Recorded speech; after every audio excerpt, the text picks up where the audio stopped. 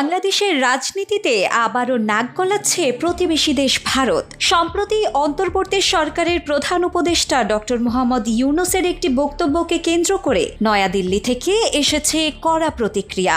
একই সঙ্গে বাংলাদেশের আগামী নির্বাচন নিয়েও মুখ খুলেছে দেশটি, যা নতুন করে উত্তেজনা তৈরি করেছে কূটনৈতিক অঙ্গনে। ডক্টর ইউনূস রাজনৈতিক দলের নেতাদের সঙ্গে এক বৈঠকে মন্তব্য করেন, ভারতীয় আধিপত্যবাদী বাংলাদেশের বর্তমান সংকটের অন্যতম প্রধান কারণ। তার ভাষায়, ভারত গণতন্ত্রে পরিবর্তন মেনে নিতে পারছে না, বরং তারা চায় যে কোনো মূল্যে বাংলাদেশকে নিয়ন্ত্রণে রাখতে। প্রয়োজন হলে একদিনেই দেশটিকে ধ্বংস করার মতো প্রস্তুতি নিচ্ছে তারা। এই বক্তব্যে তীব্র প্রতিক্রিয়া এসেছে ভারতের পররাষ্ট্র মন্ত্রণালয় থেকে।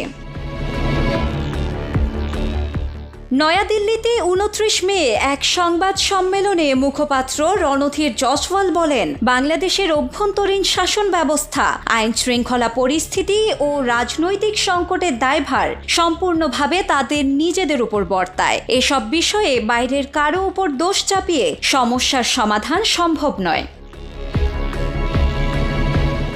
রণধীর আরও বলেন, আমরা যেসব মন্তব্য দেখছি তাতে মনে হচ্ছে বাংলাদেশের ভেতরের বাস্তব সংকট থেকে মনোযোগ সরিয়ে বাইরের শক্তিকে দোষারোপ করা হচ্ছে। এটা সমস্যার মোকাবেলা নয়, বরং একটি দায় এড়ানোর কৌশল মাত্র।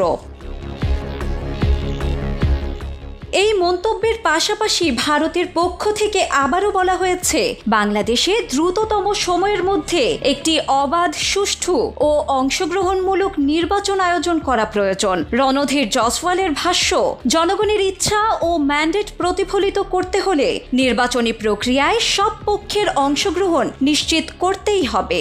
এটাই গণতান্ত্রিক উত্তরণের পথ। এর আগে জাপানের টোকিওতে অনুষ্ঠিত নিক্কেই ফোরামে বক্তব্য দিতে গিয়ে ডক্টর মোহাম্মদ ইউনূস বলেছিলেন, বাংলাদেশ একটি অংশগ্রহণমূলক ও গ্রহণযোগ্য সাধারণ নির্বাচনের প্রস্তুতি নিচ্ছে, যেখানে ন্যায় বিচার, সমতা, স্বাধীনতা এবং মানুষের মর্যাদা রক্ষা করা হবে।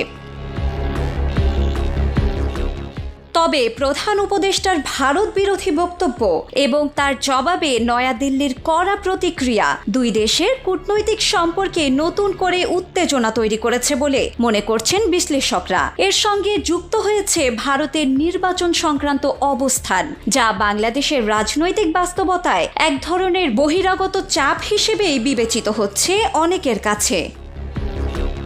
ডেস্ক রিপোর্ট, সময়ের আলো।